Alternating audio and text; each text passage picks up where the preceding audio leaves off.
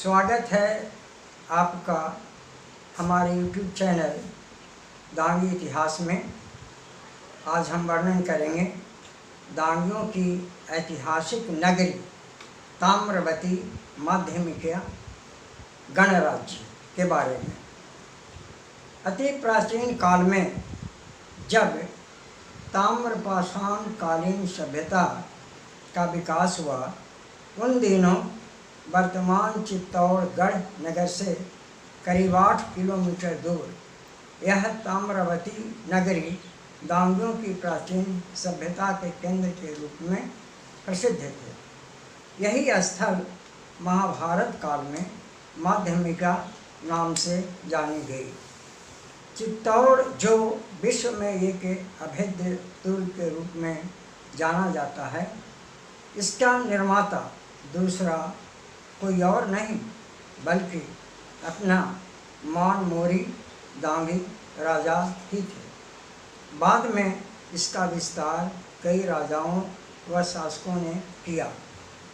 उनमें भीम पांडव, मोरी डांग वंश, राजा परमतो, सिसोदिया आदि के नाम उल्लेखनीय हैं। इसी नगरी पर विभिन्न राजवंशों का अधिकार रहा। सीवी दंडवंशी, मोरी डांगी, पांडव, सूंग, कुषाण, सिसोदिया, मौर्य तथा गुप्त राजवंश उनमें मुख्य हैं। मौर्योत्तर काल तथा गुप्त काल में यह स्थान ज़्यादा महत्वपूर्ण रूप से जाना जाने लगा। सन 1919-20 के आसपास डॉक्टर आर भंडारकर के निर्देशन में इस क्षेत्र का उत्खनन किया गया, जिससे यह स्पष्ट हुआ कि यह स्थल प्राचीन जमाने में दांगियों के शिवी जनपद के रूप में प्रसिद्ध और प्रतिष्ठित थे। उत्खनन में अति महत्वपूर्ण लेखयुक्त शिलाएँ, मूर्तियाँ, ईंट, मृणमय पात्र और सिक्के मिले हैं, जो इसकी महत्ता को दर्शाते हैं। सिक्के में जनपद का नाम अंकित है। यह ऐतिहासिक जगत में एक बहुत बड़ी उपलब्धि है। इस क्षेत्र से प्राप्त सिक्के के ऊपर शिव जनपदस्य अंकित है, अर्थात शिवी जनपद का उल्लेख इसमें किया गया है। इससे यह भी सिद्ध हुआ कि सीवी डांगी राजवंश जो पंजाब में निवासरत थे, उनका संबंध और अधिकार इन पर रहा था। इस खुदाई में एक बड़ा हस्तिशाला के अवशेष भी पाए गए हैं, जिसमें स्थापत्य के बड़े बड़े पाषाण खंडों से निर्मित भवन पाए गए थे। यह भी इंगित करता है कि उस काल के सीवी दांगी राजाओं के पास हाथियों की बहुत बड़ी सेना थी, जिन्हें वे युद्ध में प्रयोग में लाते थे। यहाँ एक लंबे अरसे तक इन सीवी दंडवंशियों का आधिपत्य रहा। डांगी चित्रांगा मोरी के वंशजों ने इस माध्यमिका नगरी को चित्रकूट नाम रखा और किले का निर्माण करवाया। यही कारण है कि चित्तौड़गढ़ का किला चित्रकूट के नाम से भी जाना जाता है। इसे चित्रांग मोरी वंशजों ने अपनी राजधानी बनाई और यहाँ अपना गणराज्य स्थापित किया।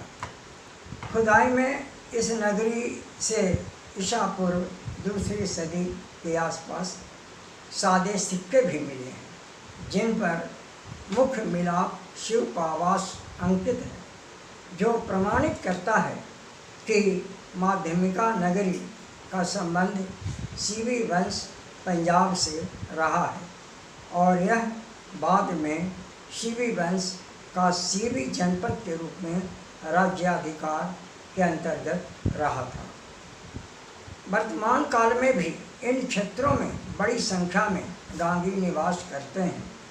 संपूर्ण यह माध्यमिका शिवी नगरी डांगी बाहुल्य क्षेत्र है।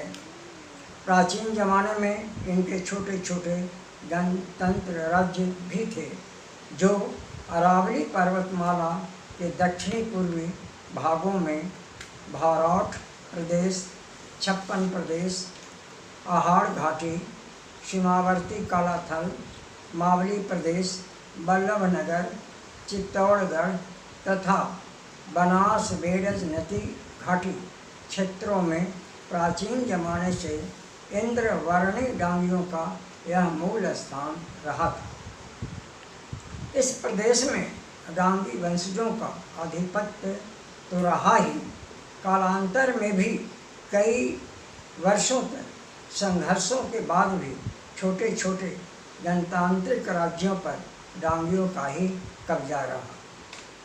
चित्तौड़ पर बाद में परमारों द्वारा भी आक्रमण किया गया, किंतु दंडवंशी डांगियों ने पुनः उस पर अपना राज्य स्थापित कर लिया। बाद में सिसोदिया वंश के संस्थापक बप्पा रावल ने मौर्य वंश के डांगियों से दुर्ग हासिल किया और अपनी राजधानी बनाई। बाद में चित्तौड़ मेवाड़ की भी राजधानी बनी। तब दंडवंशी डांगियों ने आसपास में छोटे छोटे गणराज्य स्थापित कर कृषि कार्य को अपना लिया। वहाँ आज भी मौर्य दंडवंशी डांगियों का ही निवास है। कुछ दंडवंशी डांगी मेवाड़, मेवल तथा मालवा आदि क्षेत्रों में जाकर बसे हैं। आहाड़ प्रदेश, शोभाबटी, भौराठ, छप्पन देश, पूनलगढ़, बालाथलगढ़ तथा मावली, बल्लभनगर प्रदेश पर दंडवंशियों का डांगी राजाओं का ही राज रहा। ये सभी राज्य काफ़ी अपने ज़माने में वैभवशाली और सांस्कृतिक केंद्रों के रूप में प्रसिद्ध रहे। पूनलगढ़, छप्पन प्रदेश, सराड़ा में इनकी कुल देवी माँ अन्नपूर्णा अर्थात आंजना अन्य की माता का विशाल अति प्राचीन मंदिर है, जो जसवंत तालाब के पास में है। वह आज भी श्रद्धालुओं के लिए अति पूजित है। इसकी स्थापना 2500 वर्ष पूर्व का माना गया है। इसी कड़ी में ताम्रवती नगरी माध्यमिका, जो प्राचीन वैदिक कालीन डांगियों का सांस्कृतिक केंद्र था, दंडवंशी मौर्य डांगियों ने अपना निवास स्थान बनाया, उसका विस्तार किया और पहाड़ पर प्राचीन दुर्ग का निर्माण कर अपने शक्ति केंद्र को संचित किया। चित्तौड़ दुर्ग से ही अपना शासन वे चलाया करते थे। बाद में परमारों ने कुछ काल के लिए अपने शासन में ले लिया था, किंतु बाद में पुनः मौर्य डांगियों ने परमारों को खदेड़कर चित्तौड़ पर अपना कब्जा जमा लिया। कालांतर में सिसोदिया वंश वालों के हाथ में चित्तौड़गढ़ का शासन रहा, जिसे मुगलों ने कब्जा कर अनेक रक्त रंजित खेल खेले।